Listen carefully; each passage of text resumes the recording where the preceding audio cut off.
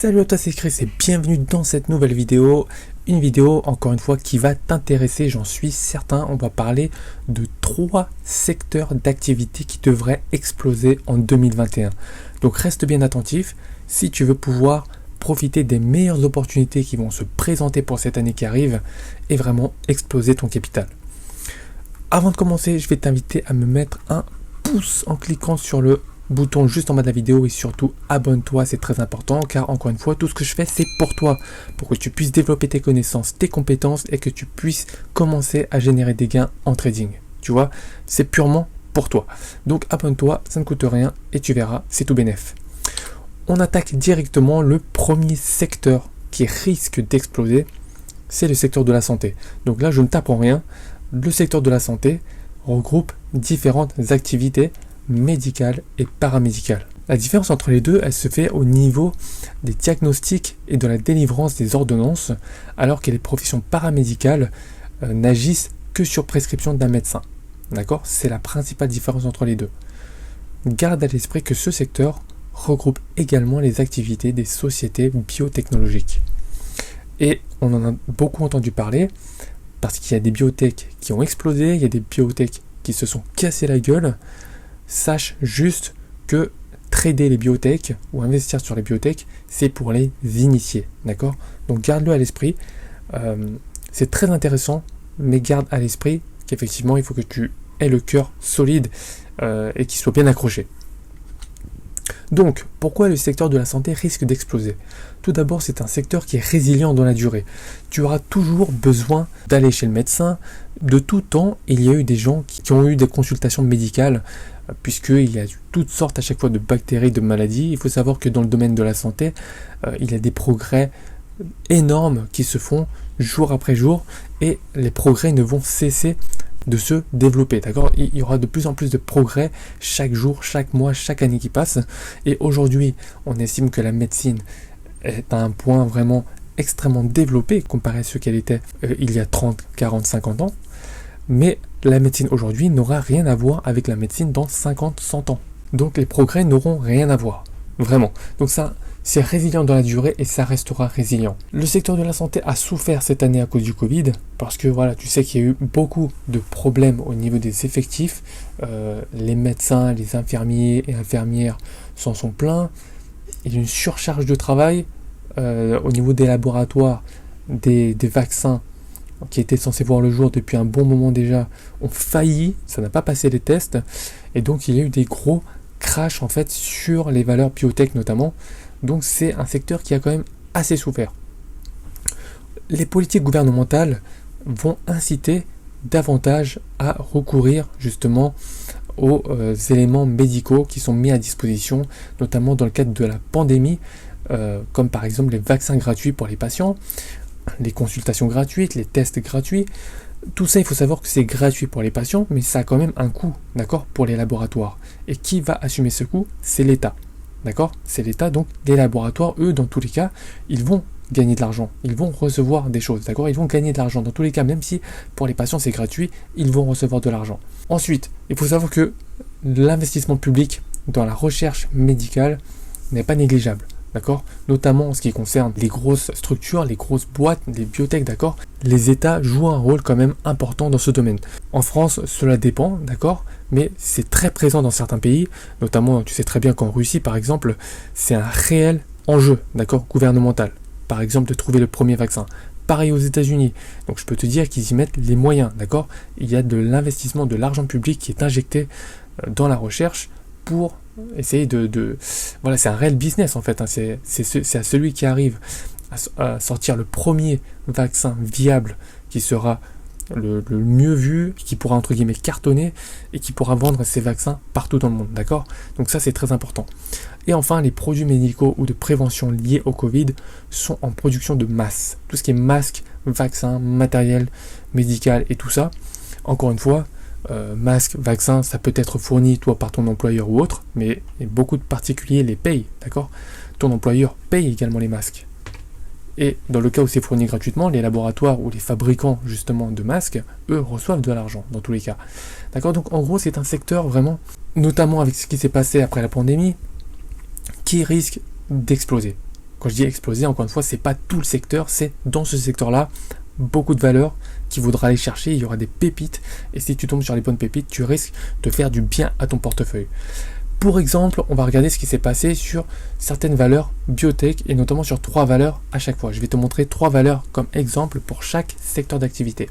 Ici, on est dans le secteur de la santé, je te montre Nanobiotics. Regarde comment ça a évolué. Donc d'ici, on était au mois de mai, juin, juillet, août, septembre, octobre, novembre, décembre, d'accord? Donc j'aurais pu remonter davantage pour voir où se situaient les cours en mars, mais tu vois très bien que même ici, depuis novembre, il y a eu un bond phénoménal, d'accord? On est passé ici de 5-6 euros à ici au double, d'accord? On a doublé de valeur quasiment. Donc Nanobiotics a explosé. Deuxième valeur comme exemple, Selectis. Selectis, on est remonté plus haut, tu vois, mars, ici on est en mars, et regarde où on se situe aujourd'hui. Regarde, ici, aux alentours des 7 euros. Maintenant, on est au 25. Tu vois ça? Vraiment, c'est énorme. C'est énorme. Vraiment, si tu avais investi juste après la crise, franchement, c'est magnifique. Et même pendant la crise, tu vois, si tu avais investi pendant la crise, et même pour te dire juste avant la crise, tu vas te dire au plus mauvais moment. Aujourd'hui, on est toujours plus haut. Donc, vraiment, pour te dire que là, sur cette valeur, c'était difficile de perdre de l'argent. Troisième valeur, comme exemple, Moderna. Moderna, tu connais bien, hein, on en parle beaucoup actuellement avec son vaccin. Regarde tout simplement, hein, depuis début 2020, la hausse est phénoménale. C'est juste phénoménal. Regarde, au mois de mars, on est ici, au mois de mars 2020, on était aux alentours des 15-20 euros. 20 euros, d'accord? Aujourd'hui, on est à 156. Franchement, c'est magnifique et je pense que ça se passe de commentaires. Ici, je t'ai mis comme exemple une vingtaine de valeurs biotech, d'accord? Ce n'est pas une recommandation encore une fois, je les ai pris, c'était une petite liste, hein, et c'est dans l'ordre alphabétique, donc vraiment il y en a encore beaucoup d'autres, mais je ne pouvais pas tous te les mettre, donc juste pour que tu puisses avoir une petite vision de comment certaines valeurs, une vingtaine de valeurs ont évolué depuis le début de l'année, depuis le 1er janvier. Tu vois ici 154%, 364% pour Biofitis, 252% pour Europio Scientifique. Franchement, c'est des performances à 3 chiffres à chaque fois, hein. Alors que d'autres font du moins 76, tu vois. Donc c'est pour ça que je te dis, il faut trouver des pépites et des bonnes valeurs dans le secteur, mais le secteur au global risque de bien se porter en 2021. Prochain secteur, le secteur technologique. Et oui, donc les industries technologiques recouvrent des univers professionnels variés tels que le naval, l'aéronautique, le spatial, métallurgie, mécanique, équipement énergétique, ferroviaire. Bon, c'est très très vaste, d'accord? Et c'est surtout ça qui nous intéresse, le numérique et l'informatique. Ça, c'est prépondérant. Ce secteur concerne également toutes les évolutions technologiques liées à la digitalisation. J'ai oublié un mot ici, toutes les évolutions technologiques liées à la digitalisation. Voici les différentes raisons qui me font penser qu'effectivement ce secteur risque d'exploser en 2021. Tout d'abord, tu as l'évolution constante des progrès technologiques depuis des décennies. Rappelle-toi, la bulle Internet, elle date des années 2000. Est-ce que dans les années 2000, alors que voilà, on commençait vraiment à avoir un essor des outils technologiques, est-ce qu'on a les mêmes technologies qu'aujourd'hui? Eh ben non, ça n'a rien à voir, tu vois très bien. Aujourd'hui, les outils que l'on a, smartphone et tout ce qu'on a, tout ce qui s'ensuit, on ne pouvait pas se douter un instant qu'on pouvait avoir ce type de choses il y a 20 ans, d'accord? Moi je vais te dire, il y a 20-25 ans par exemple, il y avait des cassettes vidéo, d'accord? Il y avait des cassettes vidéo, il y avait des Walkman, des baladeurs, tu as peut-être entendu parler de ça, tu vois? Mais ça c'était vraiment à l'ancienne. Et donc aujourd'hui ça évolue d'une manière vraiment effarante, d'accord? C'est vraiment incroyable. Donc du coup, l'évolution des progrès technologiques a eu lieu depuis des décennies et va continuer les années à venir. Et il y a une explosion des outils depuis le Covid, d'accord? Des outils techniques et technologiques. Zoom, Teams, Skype, tu as sans doute entendu déjà parler de ça, surtout si tu travailles en entreprise, et même les écoliers, les étudiants, beaucoup de cours se font à distance, et dans le cadre de l'entreprise, vraiment il y a une réelle adaptation, d'accord? Réelle adaptation des entreprises à la digitalisation. Donc ils ont réellement adapté leurs outils pour traiter avec leurs clients et leurs collaborateurs à distance. Il y a une augmentation massive du télétravail. D'accord? Les outils de visioconférence, d'appel à distance, de souscription de produits à distance, de réglementation, de procédures internes et de conformité, tout a été mis en place pour justement trouver une solution suite à la pandémie. Et donc on recourt massivement à différents outils technologiques qui leur permettent justement de s'adapter. Sans des outils technologiques, c'est impossible. Ce serait juste impossible. D'accord? Donc ce secteur, on a vu qu'il performe même en cas de crise. Et aujourd'hui, son utilisation est indispensable. Aujourd'hui, imagine-toi sans informatique. C'est juste impossible. Ton téléphone, ton smartphone, je suis sûr que tu as un smartphone. Et bien dans ton smartphone, il y a de la technologie. D'accord? Quand tu vas sur Internet, tu utilises des outils technologiques. Quand tu télécharges des applications, c'est pareil. Quand tu communiques en visioconférence, c'est pareil. Quand tu allumes ton ordinateur, c'est pareil. Aujourd'hui, vivre sans technologie, c'est juste impossible. Exemple de valeur technologique. Microsoft, Microsoft, ici on était au mois de mars, ici crise du Covid, et regarde où on est aujourd'hui. Magnifique. On était aux alentours des 135, d'accord, au plus bas, et aujourd'hui on est à 213. C'est très beau. Moi j'adore voir ce type de graphique, tu vois, j'adore. Deuxième exemple, Axway Software. Pareil, ici, crise du Covid, d'accord, et là, boum, explosion à la hausse. Troisième exemple de valeur, Facebook.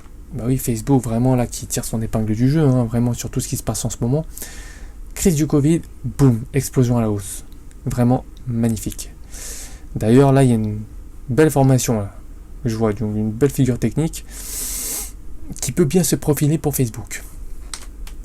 Tout simplement parce encore une fois une vingtaine de valeurs technologiques. Encore une fois, ce n'est pas une recommandation, mais regarde, c'est toujours intéressant de voir comment ça évolue. Certaines valeurs ont bien performé, font du 60%, d'autres ont plutôt mal performé.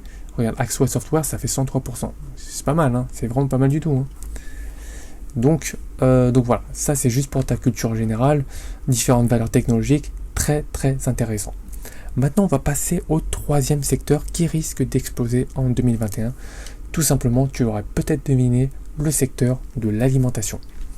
Il faut savoir que le secteur alimentaire regroupe des activités professionnelles variées qui vont de la production, de la transformation à la vente de produits alimentaires en France et partout dans le monde. D'accord ? Donc il faut garder à l'esprit que ce secteur peut également comprendre des entreprises qui s'occupent de la transformation et du conditionnement des produits alimentaires. Donc ce n'est pas que de l'alimentation, mais tout ce qui est lié à l'alimentation, le conditionnement, etc. Je pense notamment, par exemple, tu sais, à la vente à emporter, qui se fait beaucoup maintenant, d'accord ? Quand les restaurants ferment, ils pratiquent la vente à emporter. La vente à emporter, il faut des emballages, il faut tout ça, tu vois. Et comme il y a un réel enjeu écologique, il faut des emballages écologiques, etc. Les gens sont de plus en plus sensibilisés à ça. Et effectivement, ça c'est lié au secteur de l'alimentation. Qu'est-ce qui me fait penser que ce secteur-là peut exploser en 2021? Tout d'abord, il faut savoir que le secteur de l'alimentation, c'est stable en toute saison. Pourquoi? Sur la pyramide de Maslow, c'est un besoin primaire. On a tous besoin de se nourrir. Si tu ne te nourris pas, tu risques de mourir, tout simplement. D'accord? C'est aussi simple que ça. Et depuis la pandémie, il y a une explosion de la cuisine à domicile, plutôt que des repas à emporter. D'accord? Ça, tu l'as même peut-être vécu toi-même. Il y a des gens qui se découvrent une réelle passion pour la cuisine, tout simplement, parce qu'ils ne vont plus manger dehors, ou alors soit ils sont au chômage partiel, soit effectivement ils travaillent à domicile, donc ils ne vont plus manger dans le restaurant d'entreprise, et ils ne vont plus manger dans les restaurants extérieurs puisque c'est fermé. Qu'est-ce qu'ils font? Soit ils commandent donc du coup de la nourriture importée, soit ils cuisinent chez eux. Et donc ils se disent, puisqu'ils sont chez eux et qu'ils ont du temps, autant cuisiner.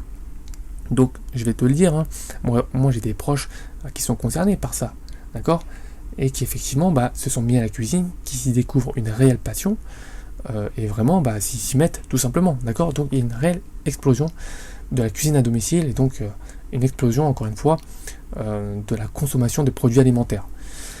Il y a aussi les achats de panique qui sont récurrents en période de crise, d'accord, notamment par crainte de pénurie alimentaire. Tu as sans doute vu ce qui s'était passé au début de la crise du Covid. Les rayons à chaque fois étaient vides, même les pâtes, pour te dire, les pâtes à chaque fois ça disparaissait. Plus de riz, plus de pâtes. Je te parle de ça, c'était même en parallèle du PQ, d'accord, du papier toilette. Donc honnêtement, il y a des achats de masse en période de crise. Donc ça, c'est un secteur qui ne souffre pas.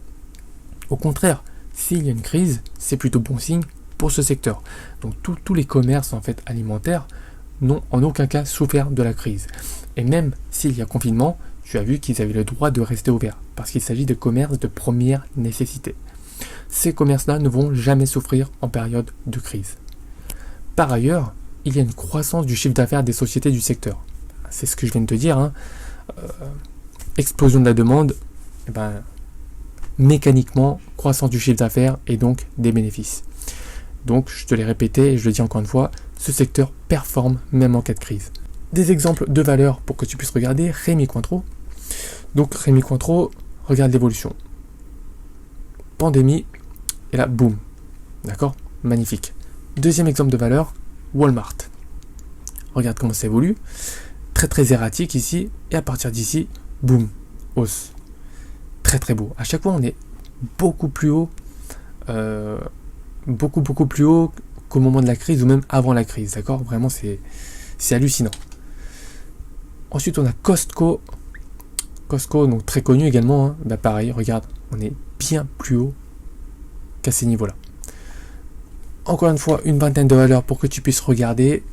Donc, Danone, Bonduelle, tu vois, ce sont des noms qui peuvent te parler. Hein.